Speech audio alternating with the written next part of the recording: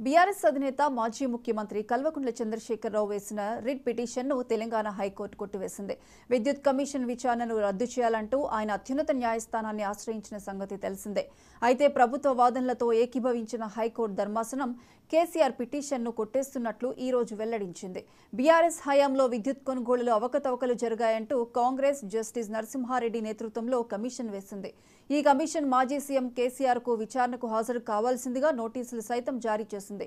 దీంతో ఆయన హైకోర్టులో రిట్ పిటిషన్ వేయగా దీని విచారణ అర్హతపై ఇరు వర్గాల నుంచి కోర్టు ఈ వాదనలు వింది.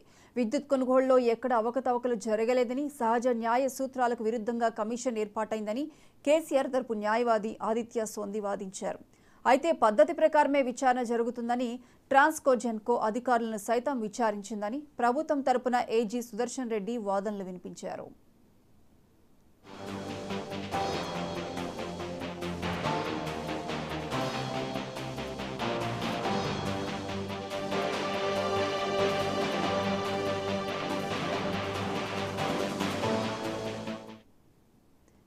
ఇదే అంశానికి సంబంధించి పూర్తి అప్డేట్స్ మా input editor Naveen phone line అందిస్తారు. నవీన్,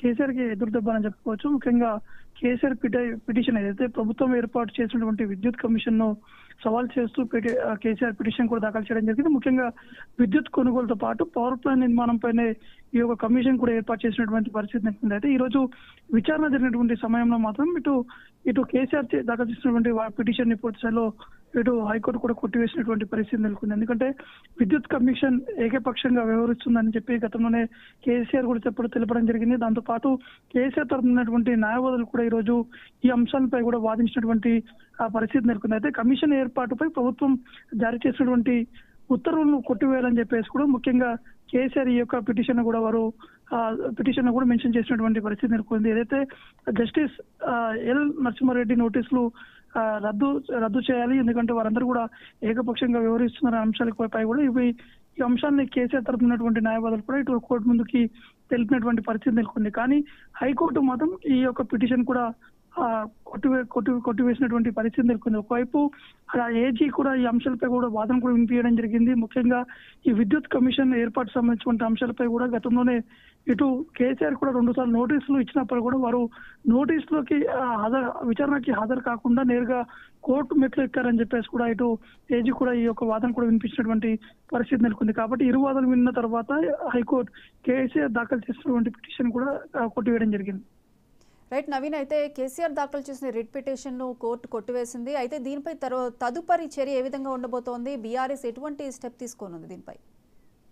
ఖచ్చితంగా, ఎందుకంటే కేసీఆర్ ఇప్పుడైతే ఈ పిటిషన్ సంబంధించిన అంశం కొద్దిసేపటి క్రితమే కోర్టు కొట్టివేసింది కాబట్టి సుప్రీంకోర్టుకి వెళ్ళేటువంటి ఆలోచనలు కూడా ఉన్నట్టు కూడా తెలుస్తున్నాయి. ఎందుకంటే కింది కోర్టు కాకుండా పై కోర్టుకు వెళ్ళి ఖచ్చితంగా ఈ అంశాలపై కూడా పూర్తి స్థాయిలో మేము సుప్రీంకోర్టుకు వెళ్ళి తెలుస్తామని చెప్పేసి కూడా ఇటు కేసీఆర్ తరఫునటువంటి న్యాయవాదులు కూడా చెప్పడం జరుగుతుంది. ఎందుకంటే పూర్తి స్థాయిలో అడ్వకేట్ జనరల్ మాత్రం ఈ అంశాలు ఏదైతే విద్యుత్ కమిషన్ తో పాటు అక్కడ ఉన్నటువంటి పరిస్థితులు, కమిషన్ ఏర్పాటు చేసినటువంటి అంశాలు, దాని తర్వాత గతంలో ఉన్నటువంటి విద్యుత్ శాఖ మంత్రికి కూడా నోటీస్ కూడా ఇవ్వడం జరిగింది. ఆ విద్యుత్ శాఖ మంత్రి విచారణకు హాజరయ్యారు. కానీ కేసీఆర్ మాత్రం ఎక్కడ కూడా హాజరు కాలేదనే అంశాన్ని కూడా ఎక్కువగా బలంగా ఇటు కోర్టు ముందు కూడా వారు ఈ అంశాన్ని కూడా వాదించినటువంటి పరిస్థితి ఉంది. కాబట్టి దీన్ని పూర్తి స్థాయిలో కొట్టివేసినటువంటి నేపథ్యంలో సుప్రీంకోర్టుకి వెళ్ళేటువంటి అవకాశం ఉన్నట్టు కూడా తెలుస్తుంది.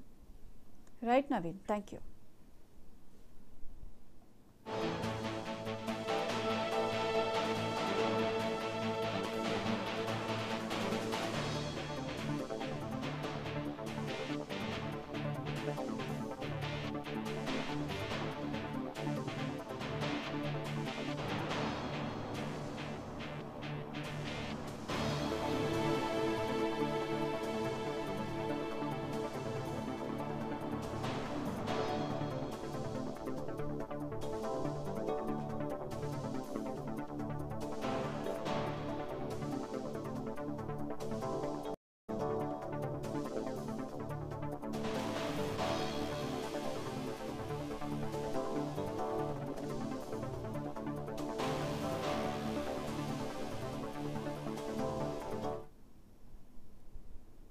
సికింద్రాబాద్ గాంధీ ఆసుపత్రిలో ఉద్రిక్త పరిస్థితులు నెలకొన్నాయి. గత కొద్ది